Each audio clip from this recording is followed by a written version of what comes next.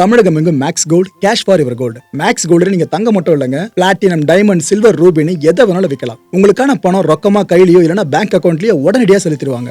Market மதிப்பை விட 100 ரூபாய் ஒரு கிராமுக்கு உங்களுக்கு கூடுதலாக கிடைக்கும். தமிழ்நாடு முழுக்க டோர் ஸ்டெப் சர்வீஸும் இவங்க ப்ரொவைட் பண்றாங்க. உங்களுக்கு கோல்ட விற்கணும்னு அதுக்கு ஒரே ஒரு பெஸ்ட் பிளேஸ் மேக்ஸ் கோல்டு தான். கால் 04445454545. வணக்கம். Big Topic with Karthik Mayakumar. ஒரு மனுஷன் எலெக்ஷன்ல போட்டி போறதே கஷ்டம். போட்டி போகிற முதல் தேர்தலையே அவ்வளோ எம்எல்ஏஸை கெயின் பண்ணுறது கஷ்டம். தனிப்பெருங்கட்சியை உருவெடுக்கிறது கஷ்டம். அதையும் தாண்டி சிஎம்மாக பதவி ஏற்கலாம் பார்த்தா அதுவும் கஷ்டம்னு என்னதாங்க பண்ணுறது? விஜயர்களை பற்றி தான் பேசிக்கிட்டு இருக்கேன். இந்த அரசியல் நகர்வுகள் இருக்கல, இதை பற்றி தான் முழுக்க பார்க்க போகிற நிகழ்ச்சிகளை போகலாம்.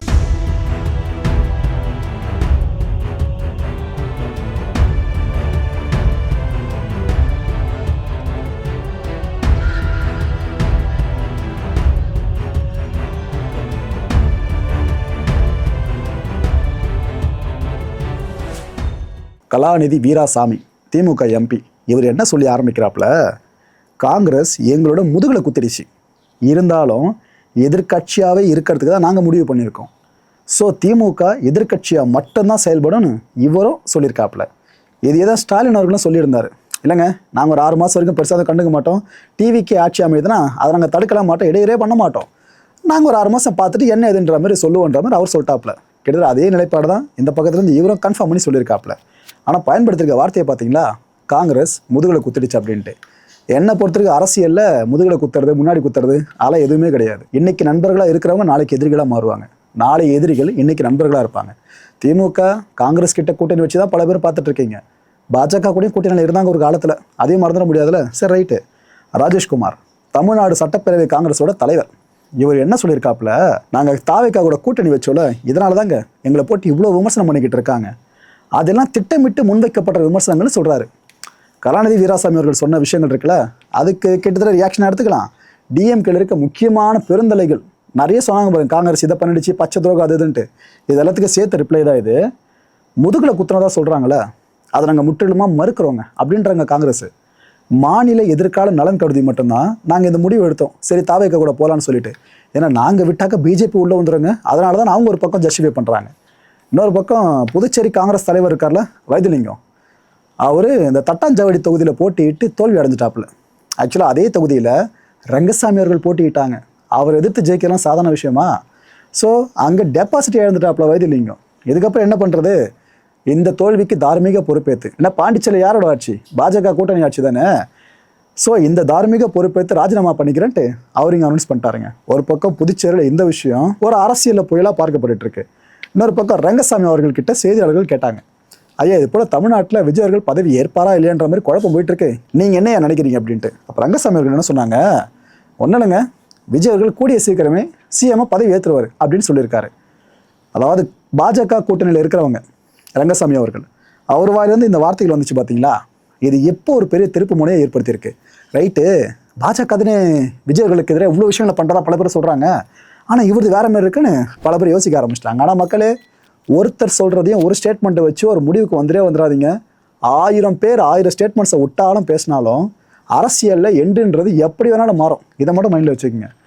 சில தேட்டர்ஸில் இப்போ என்ன நம்ம பண்ண ஆரம்பிச்சிட்டாங்க, முதலமைச்சர் ஜோசப் விஜயின் ஜனநாயகன் விரைவில் வெளியிடப்படும்னு ட்ரெய்லரை ஓட்ட ஆரம்பிச்சிட்டாங்க. ஆக்சுவலாக பவன் கல்யாண் அவர்கள் ஜெயிச்ச பிற்பாடு வெளியான படங்கள் இருக்குல்ல, அந்த படத்தில் அவரோட பேர் போடுறதுக்கு மேலே என்ன வரும் பார்த்துருக்கீங்களா? இந்த துணை முதலமைச்சர் டேக்ல வரும்னு எதிர்பார்க்குறீங்க.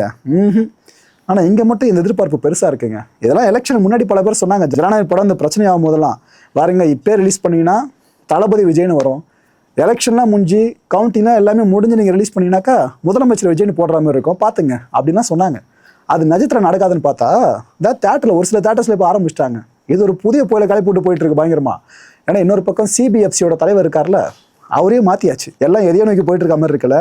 ஓகே, நம்ம வெங்கட் பிரபு இருக்கார்ல, கோட்டு டைரக்டர், இவர் ரஜினிகாந்த் அவரோட டைலாகை விஜய் அவர்கள் சார்ந்து பயன்படுத்தியிருக்காரு. என்ன சொல்கிறாப்புல, நல்லவங்களை ஆண்டவன் சோதிப்பான், கைவிட மாட்டான், நல்லதே நடக்கும், கான்ஃபிடென்ட்டாக இருப்போம். இந்த கான்ஃபிடென்ட்டாக இருப்போம், நல்லதே நடக்கும் யார் சொல்லுவா தெரியல. ஆனால் மேலே இருக்க அந்த 1.5 லைன் யார் சொல்லியிருக்கா தெரியல. படத்தில் டைலாகா எந்த அளவுக்கு மேட்ச் பண்ணியிருக்காங்களே, வேற எதுவும் இல்லை மக்களே. விஜய் அவர்களுக்கு இந்த சிஎம்மாக பதவி வைக்கிற விஷயம் அங்கங்கே கொஞ்சம் போயிட்டு இருக்கல, அது எதுன்னு சரியாக நடக்காமல் அதில் மனசு வச்சு தான் அவர் அதை சொல்லியிருக்காரு. கடவுள் இருக்கான், கண்டிப்பாக விஜய் அவர்கள் சிஎம் பதவி ஏற்பாருன்ற மாதிரி தான் அவர் சொல்லியிருக்காரு. அதை அன்றே கணிச்ச வெங்கட் பிரபு வச்ச கோட் படத்துலேயே விஜய் சார் கோட் படத்தில் ஓட்டுற காரோட நம்பர் பிளேட்லேயே சிஎம்னு மென்ஷன் பண்ணுவாராச்சு 2026. இந்த மனுஷன் இது கூட போட மாதிரி தான் எப்படி? அமீர் அவரோட வாட்ஸ்அப் ஸ்டேட்டஸ் தான் இங்கே நீங்கள் பார்த்துட்டு இருக்கீங்க. என்ன சொல்லியிருக்காரு தெரியுதா? விசிக கம்யூனிஸ்ட் காலம் தாழ்த்துறது தமிழ்நாட்டுக்கு தான் நல்லது இல்லை, தாவேகா தலைமையில் ஆட்சி அமைக்கிறது காலத்தோட அவசியம் அப்படின்னு சொல்லியிருக்காப்புல. என்ன ப்ரோ இது மனமாற்றமாக இருக்குன்னு கேட்டிங்கன்னா, எப்போ எலெக்ஷன் ரிசல்ட் வந்துச்சோ அப்போவே பல பேரும் மனசு மாற ஆரம்பிச்சிட்டாங்க. அந்த பட்டியலில் தான் அமீர் அவர்களே அணிஞ்சிருக்காங்க. எதுக்காக இந்த ஒரு ஸ்டேட்டஸை வச்சிருக்காப்புல அப்படின்னு பார்த்தீங்கன்னா, திருமாவளவன் அவர்கள்கிட்ட கேட்டால் அவர் என்ன தெளிவாக சொல்கிறாரு, இல்லைங்க நாளைக்கு போல் கம்யூனிஸ்ட் தோழர்களாக சொல்ல போகிறாங்க கூட்டணி இருக்கா இல்லையா என்னன்றதை பற்றி, அதுக்கப்புறம் நாங்கள் முடிவு அறிவிப்போம் அப்படின்னு திருமாவளவன் சொல்லிட்டு இருக்காரு. அதாவது நாங்கள் தாவேகா கூட்டணிக்கு போகவே மாட்டோம்னு எந்த இடத்துல அழுத்தமாக கூட்டணி கட்சிகள் சொல்லவே இல்லை. திமுகவோட இந்த விசிகாவும் சரி, இன்னொரு பக்கம் அந்த 2 கம்யூனிஸ்ட் கட்சிகளும் சரி, அவங்க ஓப்பனாக சொல்லவே இல்லை. அவங்களுடைய ஓப்பனாக சொல்லாதப்போ தெளிவாக தெரியுது இவங்க போகலாம் அப்படின்ட்டு. அந்த அசம்ஷன் இருக்குல்ல, இதனால் லேட் ஆகிட்டு இருக்கு பார்த்தீங்களா, இதைத்தான் அவர் சொல்கிறாரு. இல்லைங்க தாமதிக்காதீங்க, தமிழ்நாட்டுக்கு நல்லதில்லைன்றாரு. பாஜக என்ட்ரி கொடுத்துருமான்ற பயம் தான் அவருக்கு இருக்கிறது தெளிவாக அங்கே தெரியுது. ஏன்னா சிறுபான்மையினர் நலம் சார்ந்து இவர் அதிகமாக பேசியிருக்காரு. பாஜக எதிர்ப்புன்ற சித்தாந்தத்தையும் பெருசாக கொண்டிருக்கவர் இந்த ஸ்டேட்டஸ் கூட வைக்காம இருந்தால் எப்படி? திருமாவளவன் அவர்கள் இவர் இப்போ என்ன சொல்லியிருக்காரு, பிரதமர் மோடி அவர்களும் அமித்ஷா அவர்களும் தமிழ்நாட்டில் தலையிட்டு குழப்புறாங்க, அரசியலில் ஃபுல்லாக சதி பண்ணுறாங்கன்ற மாதிரி பேசியிருக்காரு. தாவேகாவுக்கு காங்கிரஸ் ஆதரவு அளித்ததுனால தான் இந்த ஆத்திரத்தில் ஆளுநரை வச்சு பாஜக தாமதம் செஞ்சுக்கிட்டு இருக்கு. இங்கே விஜய் அவர்களை சிஎம் ஆக்காமல் ஆட்சி அமைக்க விடாமல் தாமதம் பண்ணிக்கிட்டு இருக்கு. இதுதான் இப்போதாங்க நடக்குது. இதுக்கப்புறம் பாருங்க, கரூர் விவகாரத்தில் அந்த இன்வெஸ்டிகேஷன் போயிட்டு இருக்கல சிபிஐ சார்ந்து, அதில் நெருக்கடி கொடுப்பாங்க பாருங்க விஜய் அவர்களுக்கு அப்படின்றாரு. ஒரு புதிய விஷயமா இருக்குது இது. விஜய் அவர்கள் எப்போவுமே பாஜக நெருக்கடிக்கு ஆளாயிட்டே இருக்காருன்னு அவர் சொல்லியிருக்காரு. இதை நீங்கள் ஒத்துக்கலாம். மெர்சல் படம் ஞாபகம் இருக்கா? அதுக்கப்புறம் நடந்த நிறைய கலைபுரங்கள் ஞாபகம் இருக்கா? இன்ஃபேக்ட் ஜோசப் விஜய்ன்ற அந்த முழு பேர் அப்போ தான் வெளியே வர ஆரம்பிச்சுது, ஞாபகம் இருக்கா? அதை எல்லா ஃப்ளாஷ்பேக்கே கனெக்ட் பண்ணி தான் இப்போ நடந்துட்டு இருக்க விஷயங்களோடு சேர்த்து திரும்ப அவர்கள் இந்த வார்த்தைகளை பயன்படுத்தியிருக்காங்க. முதல்ல அமீர் அவர்கள் என்ன சொன்னாங்க, விசிகாவும் கம்யூனிஸ்ட் தோழர்களும் வெயிட் பண்ண வேணான்றாங்களா? இன்னொரு பக்கம் திரும்ப அவர்கள் இந்த ஸ்டேட்மெண்ட்டை விட்டாரா? அடுத்து கட் பண்ணிங்கன்னா, மக்கள் தேர்ந்தெடுத்த கட்சி தாவேகா, அதோட தலைவரை சிஎம்மாக பதவியேற்க அனுமதிக்கணும்னு திருமாவளவன் அந்த ஒரு விஷயத்தை இன்னும் பெருசாக சொல்கிறாப்புல. புரியுதா மக்களே? அவர் ஓப்பனாக ஸ்டாண்ட் எடுக்கிறாரு, ஓகே ரைட்டு அவங்க வரலாம்ப்பா அப்படின்னு. ஆனால் பாஜக உள்ளே வந்துடக்கூடாதுன்ற ஸ்டாண்டில் தெளிவாக நிற்கிறாரு. சட்டமன்றம் தான் பெரும்பான்மையாக நிரூபிக்கிற களம். அதை விட்டு ஆளுநர்கிட்ட போயிட்டு சும்மா எல்லாத்தையும் சொல்லிட்டு இருக்கணும்னு அவசியம் கிடையாதுன்றதான் அவரோட ஸ்டேட்மெண்ட்டு. எங்களோடு இணைஞ்சு தாவேகா ஆட்சி அமைக்க விரும்புது. திருமாவளவன் சொல்கிற விஷயம் ஆட்சி அமைக்க விரும்புது. அதை நாங்கள் பரிசீலிக்கிறோங்க. ஆனால் மறுதேர்தல் நடத்த வேண்டான்றதுல நாங்கள் ரொம்ப தெளிவாக இருக்கோம். இன்னொரு எலெக்ஷனில் எதுக்குங்கன்ற மாதிரி தான் திருமாவளவன் சொல்லியிருக்காங்க. இந்த ஸ்டேட்மெண்ட் முடிஞ்ச கையோடு ஸ்டாலின் அவர்களை திருமாவளவன் அவர்கள் நேரில் போய் சந்திச்சிட்டாங்க. பேசினாப்புல போயிட்டு சந்திச்சிட்டாப்புல. அதுக்கப்புறம் இன்னொரு பக்கம் மார்க்சிஸ்ட் கம்யூனிஸ்டோட மாநில செயலாளர் சண்முகம், இந்திய கம்யூனிஸ்டோட மாநில செயலாளர் வீரபாண்டியன்னு இத்தனை பேரும் திருமாவர்கள் கூட ஸ்டாலின் அவர்களை சந்திச்சிருக்காங்க. ஸோ நாங்கள் 6 மாதம் எதுவும் பண்ண மாட்டோம் அப்படின்னு ஸ்டாலின் தெளிவாக சொல்லிட்டாப்புல. திமுக இந்த ஆட்சி அமையல எங்கேயுமே இடையூறாக இருக்காது அப்படின்ட்டு. இவங்களும் போயிட்டு ஸ்டாலின் அவர்களை சந்திச்சிருக்காங்க அப்படின்னா, யார் திருமாவளவன் அவர்கள் சண்முகம் அவர்கள் வீரபாண்டியன் சந்திச்சிருக்காங்கன்னா எதுக்கு போயிருப்பான்னு நினைக்கிறீங்க? சும்மா அரசியல் சந்திப்பா? மற்ற நேரத்தில் சொல்லலாம், இந்த நேரத்தில் நீங்கள் சும்மா போய் பார்த்தாலே எல்லாம் கனெக்ட் பண்ண ஆரம்பிச்சிருவாங்க. ஸோ ஒருவேளை திமுகவே இந்த நிலைப்பாட்டில் இருக்காங்கனாக்கா நாம கேட்டு பார்ப்போம் ஸ்டாலின் அவர்களை. அவர் ஓகே நேரம்னா நாம தாவேக்கா போயிட்டு ஆட்சி அமைக்க உதவுவோமே அப்படின்னு நினச்சிருக்கலாம். இதுக்கு தான் இந்த சந்திப்பு நடந்திருக்கும்னு எல்லாரும் ஸ்பெகுலேட் பண்ணிட்டு இருக்காங்க. இதுக்கு மத்தியில் ஸ்ரீதர் வேம்பு, ஜோஹோவோட ஃபவுண்டர், ஆக்சுவலாக இவர் எந்த ஸ்டாண்டு? தீவிர வலதுசாரி சிந்தனையாளர், பாஜக சார்ந்து அதிகமாக ஆதரவு தெரிவித்து பேசுவார்ன்றதான் அவருக்கான டேகு. அவர் இப்போ என்னென்ன சொல்கிறார் தெரியுமா? மெஜாரிட்டி கிடைக்காதப்ப வேற என்னப்பா பண்ணுறது, குடியரசுத் தலைவர் ஆட்சி இருக்குல்ல, இது அமைஞ்சு புதிய தேர்தலை நடத்தலாமே அசால்ட்டாக சொல்லிட்டாப்புல. பணப்பட்டுவாடா நீங்கள் ஃபுல்லாக கடுமையாக கண்காணிக்கணுங்க. அப்படி மறுதேர்தல் நடக்குதுனாக்கா மக்கள்கிட்ட பணம்லாம் எந்த கட்சிக்காரங்களும் கொடுத்துடக்கூடாது. இது எல்லாரும் ரொம்ப சீரியஸாக பார்க்கணும். இப்படி மறுதேர்தல் நடந்துச்சு அப்படின்னா அப்போ விஜய்க்கு தான் பெரும்பான்மை கிடைக்கும்னு உறுதிப்படுத்தி சொல்கிறாப்புல. விஜய் தான் ஆட்சிக்கு வருவார்னு இவர் அழுத்தம் திருத்தமாக சொல்கிறாரு. இதில் நீங்கள் யோசிக்க வேண்டிய விஷயமே இல்லை மக்களே. இன்னொரு தேர்தல் நடந்துச்சுன்னா ஓகே ரைட்டு, உங்களுக்கே புரிஞ்சிருக்கும். விஜய் அவர்களை தடுக்க விரும்பினாக்கா திமுக அதிமுக ஒன்றா போராடட்டும் அப்படின்றாரு. யோசிச்சு பாருங்களா, திமுக அதிமுக கூட்டணியில் அனௌன்ஸ் பண்ணியிருந்தா என்ன இருக்கிறதுன்னு சொல்லிட்டு. இது வரைக்கும் தமிழக அரசியல் காலத்தில் இருக்க பெரிய லெகசி இருக்குல்ல, வேர்சஸ் அப்படின்ற லெகசி, அது வித்து லெகசியாக மாறிச்சுன்னா அந்த மரபு இல்லாமல் போய்டும் ஒரேடியா. ஸோ திமுக அதிமுக இந்த சீரியஸ் நல்லா தெரியல, அதனால தான் அவங்க கூட்டணி சார்ந்து எந்த முடிவும் எடுக்காமல் விட்டாங்க. எதுக்கு அதை பற்றி பேசிக்கிட்டுன்னு விட்டாங்க அவங்க. ஆனால் ஸ்ரீதர் வேம்பு என்ன சொல்கிறாரு, திமுக அதிமுக நினச்சா வேணா விஜயர்களை சேர்ந்து எதிர்க்க முடியும், பாஜக தனிச்சு போட்டியிடணும்னு சொல்கிறாரு. இங்கே தான் பாஜக அபிமானம் பெருசாக எட்டி பார்க்க அவர்கிட்ட இருந்து. அப்படி மறுதேர்தல் வந்துச்சுன்னா சொல்கிறேங்க, பாஜக தனித்து போட்டிடணுமா. ஒருவேளை அந்த எலெக்ஷனில் ஒரு சீட்டில் கூட பாஜக ஜெயிக்கலனா கூட பரவாயில்ல, தமிழ்நாட்டில் பாஜக புதிய தொடக்கத்தை மேற்கொள்றதுக்கு கரெக்டான நேரம் இதுதான், இந்த நேரத்தை மிஸ் பண்ணிடக்கூடாதுன்ற மாதிரி, அதாவது மறுதேர்தலுக்கு டேட்டே அனௌன்ஸ் பண்ண மாதிரி தான் ஸ்ரீதர் வேம்பு அவர்கள் இவ்வளோ பெரிய ஸ்டேட்மெண்ட் விட்டுருக்காரு. அண்ட் கமல்ஹாசன் அவர்கள் அவங்க விஜய் அவர்களை அப்பப்போ ஸ்லைட்டாக விமர்சனம் பண்ணி நீங்கள் பார்த்துருப்பீங்க. ஆனால் இப்போ திமுகவாக இருக்கட்டும், திமுக கூட்டணி கட்சிகளாக இருக்கட்டும், தாவேக்க ஆட்சி அமைன்னு தான் கேட்க ஆரம்பிச்சிருக்காங்களே. காலை எப்படி வேகமாக சொலுத்துது பார்த்தீங்களா, ஒட்டு மொத்தமாக எல்லாரும் மனசையும் மாற்றி. ஏன்னா திமுக கூட்டணி கட்சியில் பொறுத்த வரைக்கும் பாஜக உள்ளே வந்துடக்கூடாது, இதுக்கு நாங்கள் யாருக்கு ஆதரவு தெரிவிக்கிறோம் பரவாயில்லன்ற மாதிரி தான் அவங்க ஸ்டாண்ட் எடுத்திருக்காங்க. அதே ஸ்டாண்ட் தான் கமல்ஹாசன் அவர்களுக்கும். அவர் என்ன சொல்கிறாரு, எஸ்ஆர் பொம்மை வழக்கிலேயே பார்த்தீங்கன்னா சுப்ரீம் கோர்ட்டு தீர்ப்பு ரொம்ப தெளிவாக இருக்குது. அதாவது பெரும்பான்மையை சட்டமன்றத்தில் நிரூபித்தா போதும், அதை ராஜ்பவனில் நிரூபிக்க வேண்டிய அவசியம் இல்லைன்னு சுப்ரீம் கோர்ட் தீர்ப்பை தெளிவாக சொல்லுது.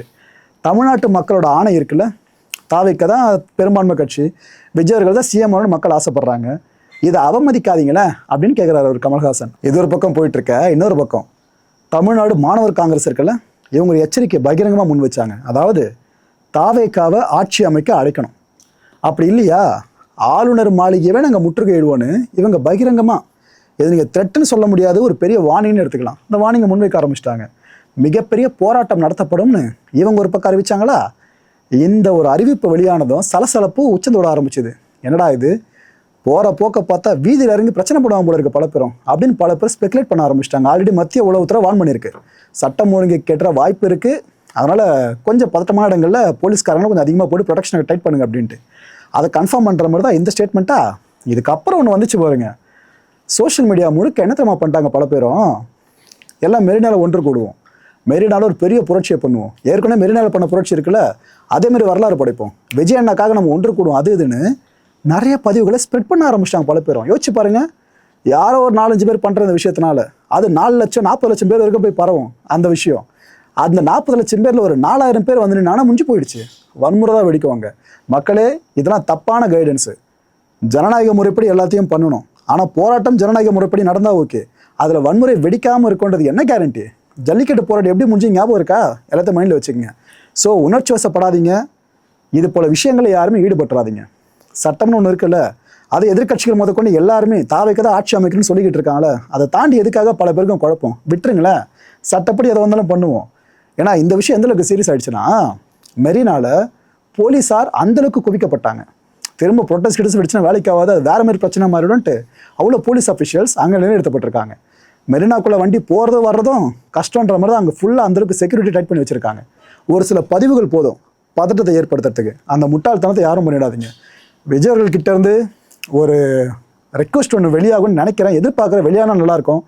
அதாவது எல்லாம் அமைதி காத்துக்குங்க, ஒன்றும் பிரச்சனை இல்லை, நான் ஃபேஸ் பண்ணிக்கிறேன், ஏதோ வந்து நான் பார்த்துக்கிறேன்னு அவர் வழக்கமாக சொல்கிற விஷயம் இருக்குல்ல, அது ஸ்டேட்மெண்ட்டாக விடுவார்னு நினைக்கிறேன். அது ஓரளவுக்கு எழுந்திருக்க இந்த பதட்டம் இருக்குல்ல, அதை முழுமையாக தணிக்க உதவும். பார்ப்போம் என்ன பண்ணுறாங்கன்னு. ஆளுநர் மாளிகை இவ்வளோ பிரச்சனைகளுக்கு காரணம் ஆளுநர் மாளிகை தானே.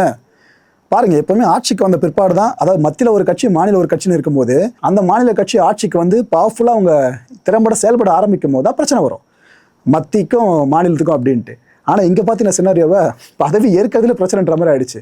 ஸோ தாவேக்கா பதவி ஏற்றுச்சுன்னா அதுக்கப்புறம் என்னென்ன நடக்க போதோ மத்திய வெர்சஸ் மாநிலம்னு சொல்லிட்டு அந்த கிளாஷை பார்க்க பல பேர் வெயிட் பண்ணிகிட்டு இருக்காங்க. ஆளுநர் மாளிகை பணத்திரமா வழக்கம் கொடுத்துருக்காங்க. பேரவையில் யார் பெரும்பான்மையை நிரூபிக்க முடியும்னு ஆளுநர் கருதுகிறாரோ அவரைத்தான் ஆட்சி அமைக்க அழைக்க முடியும். அரசியல் சாசனம் இருக்குல்ல, இது இதைத்தான் வழிவகை செய்துன்னு அவங்க லீகலாக பேசுகிறாங்க. தனிப்பெருங்கட்சிக்கு இது பொருந்தும்னு சொல்கிறாங்க, தனிப்பெருங்கட்சிக்கும் பொருந்தும் அப்படின்னு நீங்கள் எடுத்துக்கணும். தாவைக்கு தான் மென்ஷன் பண்ணி சொல்கிறாங்க, போதுமான பலத்தை ஆளுநர்கிட்ட உறுதிப்படுத்தணுன்றாங்க. படுத்தணும்னு முடிக்கிறாங்கன்னா படுத்தலைன்னு அர்த்தம். ஸோ 118 மெஜாரிட்டி காமிச்சிட்டு நீங்கள் ஆட்சி அமைச்சிங்க, எங்களுக்கு என்ன பிரச்சனை அப்படின்றாங்க ஆளுநர் மாளிகை.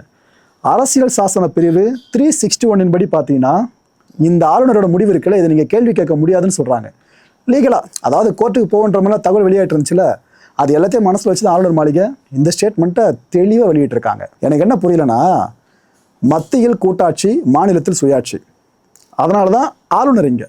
ஏன்னா மாநிலத்தில் நம்ம மக்கள் ஒரு தலைவரை ஒரு கட்சியை தேர்ந்தெடுத்தாலும் கூட்டாட்சி தத்துவத்தின் அடிப்படையில் செயல்படணுன்றதுக்காக தான் ஆளுநரை அப்பாயின்ட் பண்ணுறாங்க. இங்கே ஃபுல்லாக மத்திய கூட்டாட்சின்ற விஷயமே வந்துட்டு இருக்குன்னா மாநில சுயாட்சி எங்கே போச்சு? அப்போ யாரை என்ன தேர்ந்தெடுக்கின்ற மக்களோட உரிமை இருக்குல்ல, அது பறிக்கப்படுற மாதிரி இருக்கா இல்லையா? இந்த அரசியல் பிரிவுலாம் பேசுறீங்க, அதெல்லாம் நல்லா புரியுது.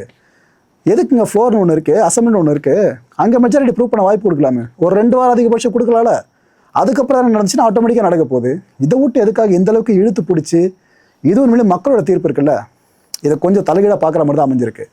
ஆனால் பீயிங் விஜய் இட்ஸ் நாட் ஈஸிங்க, ரொம்ப ரொம்ப கஷ்டம்தான் போல இருக்குது. இன்றைக்கும் ஆளுநர் அவர்களை விஜய் அவர்கள் சந்திச்சிருக்காங்க. இன்றைக்கும் நடந்திருக்கு சந்திப்பு. 45 நிமிஷங்கள் வரைக்கும் பேசியிருக்காரு ஆளுநர்கிட்ட. விஜய் அவர்கள் 45 நிமிஷம் வரைக்கும் பேசியிருக்காரு. இது சம்மந்தமாக என்னென்ன தகவல்கள் வெளியாக இருக்குன்னா, ஆளுநர் அவர்கள் சில கேள்விகளை கேட்டிருக்காப்லையாம் விஜய் கிட்ட. விஜய் அவர்கள் அதுக்கான பதில்களை கொடுத்துருக்காப்லையாம். இன்னொரு தகவல் கூடிய கசிஞ்சது, பெரும்பான்மையை நிரூபிக்க உத்தரவு பிறப்பிக்கப்பட்டிருக்கு. ஆனால் ஆட்சி அமைச்சிருங்க அப்படின்ற கேரண்டீடான வார்த்தைகளை பெருசாக பார்க்க முடியல. அதான் இங்கே இருக்க பெரிய உள்குத்து. இன்னொரு பக்கம் அண்ணன் செங்கோட்டையன் இருக்கார்ல, அவரு தீவிரமாக பதவியேற்பு விழாவுக்கு என்னென்ன அரேஞ்ச்மெண்ட்ஸ் பண்ணணுமோ அந்த வேலையில் எடுத்து போட்டு செய்ய ஆரம்பிச்சிட்டாப்புல. இன்னொரு பக்கம் ஆளுநர் சார்ந்து இவ்வளோ பேர் பஞ்சாயத்து ஓடிக்கிட்டு இருக்கு. மக்களை இந்த கான்டென்ட்டை பொறுத்தவரைக்கும் நாமெல்லாம் சிந்திக்க வேண்டியது ஒரே ஒரு விஷயம்தான். இந்த பரப்புரை கூட்டங்களில் வேற்று கட்சியினர்லாம் தற்குறி டிவிக்கே ஃபாலோ பண்ணுற ஒவ்வொருத்தையும் கூப்பிட்டுக்கிட்டு இருந்தாங்க, ஞாபகம் இருக்கா? கட்சி தலைவர் தற்குறி கிடையாது, அவ்வளோ படிச்சிருக்காப்புல. இந்த கட்சியில் இருக்கிற பெரும்பாலானவங்க நல்லா படித்தவங்க, டிகிரி ஹோல்டர்ஸு, நல்ல பெரிய பெரிய பொசிஷனில் இருக்கிறவங்க, பிஸ்னஸ் பீப்புள் அவ்வளோ பேர் இருக்காங்க. ஆனால் அவங்கள தற்கொலைன்னு சொல்லிக்கிட்டு இருக்கோம். ஆனால் பரப்புரை கூட்டத்தில் தற்கொலைன்னு இவங்க கிளைம் பண்ணது நம்ம மக்களே தற்கொலைன்னு சொன்ன மாதிரி தான் இருந்துச்சு. மாதிரி இல்லை, அதான் உண்மை. விஜய் அவர்கள் மேலே தாவைக்க மேலே இருக்க கோவத்தை ஒட்டுமொத்த மக்கள் மேலே காட்ட ஆரம்பிச்சாங்க. இப்போ நீங்கள் ரோட்டில் போயிட்டு இருக்கும்போது உங்களை யாராவது தற்கொலைன்னு கூப்பிட்டா கோவம் வரல உங்களுக்கு?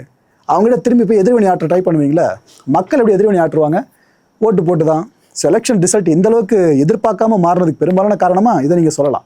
ட்ரிகராக இருக்காங்க மக்கள், அதை தெளிவாக நம்ம புரிஞ்சுக்கணும். மாற்றம் விரும்பி மக்கள் ஓட்டு போட்டிருக்காங்களே, அவங்கள இப்போ கூட தற்கொலை கூட்டம்னு சொல்கிறதுக்கு பல அறிவாளிகள் இருக்காங்க. எனக்கு அவங்கள பார்க்கும்போது தான், ஓஹோ, உங்களுக்கு ஓட்டு போட்ட அறிவாளிகள், இன்னொரு கட்சி ஓட்டு போட்ட தற்கொலைகள். நல்லா இருக்கு உங்கள் லாஜிக்கு. அந்த ட்ராப்பில் சிக்கிடாதீங்க மக்கள். ஏன்னா இது போல் யார் என்ன வேணாலும் சொல்லட்டும், எண்ட் ஆஃப் த டே மக்கள் தீர்ப்பே மகேசன் தீர்ப்பு. நீங்கள் சொல்லிட்டீங்களா இவங்க தான் வரணும் அப்படின்னு ஓட்டு போட்டே காமிச்சிட்டிங்களா, அவங்க தான் வரணும். அவங்க வரணுன்ற முடிவை எதிர்க்கிறதுக்கு கடவுளால் கூட முடியாத மக்கள். ஏன்னா உங்களோட தீர்ப்பு அது. பார்ப்போம், ஓட்டு போட்டு இந்த கட்சி மேலே வரணும், இந்த தலைவர் தான் இருக்கையை பிடிக்கணும்னு நீங்கள் ஆசைப்பட்டீங்க. அது நடக்கணும்னு நினைக்கிறேன். நடக்கும், வெயிட் பண்ணி பார்ப்போம். நல்லது நடக்கும், கான்ஃபிடென்ட்டாக இருங்க. அடுத்த நிகழ்ச்சியை சந்திக்கலாம். நன்றி, வணக்கம். தமிழகம் எங்கும் Max Gold, cash for your gold. Max Gold நீங்க தங்க மட்டும் இல்லைங்க, பிளாட்டினம், டைமண்ட், சில்வர், ரூபினி எதை வேணாலும் விற்கலாம். உங்களுக்கான பணம் ரொக்கமா கையிலயோ இல்லைன்னா பேங்க் அக்கௌண்ட்லயோ உடனடியாக செலுத்திடுவாங்க. மார்க்கெட் மதிப்பை விட 100 ரூபாய் ஒரு கிராமுக்கு உங்களுக்கு கூடுதலாக கிடைக்கும். தமிழ்நாடு முழுக்க டோர் ஸ்டெப் சர்வீஸை இவங்க ப்ரொவைட் பண்றாங்க. உங்களுக்கு கோல்டை விற்கணும்னு அதுக்கு ஒரே ஒரு பெஸ்ட் பிளேஸ் மேக்ஸ் கோல்டு தான். கால் 04445454545. என் நண்பர் மாயம் ஸ்டுடியோஸ் நேயர்களே, மாயம் பக்தின்னு ஆன்மீகத்துக்காக பிரத்யேகமா ஒரு சேனலை கொண்டு வந்திருக்கோம். மறக்காம சப்ஸ்கிரைப் பண்ணி அந்த சேனலுக்கு உங்களோட ஆதரவை மனப்பூர்வமாக தெரிவிங்க. வணக்கம் மாயம் ஸ்டுடியோஸ் நண்பர்களே. மாயம் ட்ரெண்ட்ஸ் அப்படின்ற ஒரு புதிய ஃபேஸ்புக் பேஜை ஓப்பன் பண்ணியிருக்கோம். நீங்கள் யூடியூப்பில் பார்த்துட்டு இருக்கீங்களா நம்மளோட கான்டென்ட்ஸ்லாம், இதெல்லாம் விட ஒரு படி மேலே ரொம்ப கிறிஸ்பாகவும் ரொம்ப சூப்பராகவும் நிறைய கான்டென்ட்ஸ் உங்களுக்கு இந்த பேஜில் காத்துட்ருக்குங்க. ஸோ உடனடியாக ஃபேஸ்புக் பிளாட்ஃபார்ம் போங்க, மாயம் ட்ரெண்ட்ஸ்னு டைப் பண்ணி சர்ச் பண்ணி நம்ம பேஜை ஃபாலோ பண்ணுங்கள். அப்படியே நம்ம சேனலையும் நீங்கள் சப்ஸ்கிரைப் பண்ணிட்டீங்க அப்படின்னா இன்னும் நிறைய புது கான்டென்ட்ஸை உங்களுக்காக ப்ரொடியூஸ் பண்ணி கொடுத்துக்கிட்டே இருப்பாங்க. நீங்கள் பண்ணுற ஒவ்வொரு சப்ஸ்கிரிப்ஷனும் எங்களுக்கு பெரிய மோட்டிவேஷனாக அமையும்.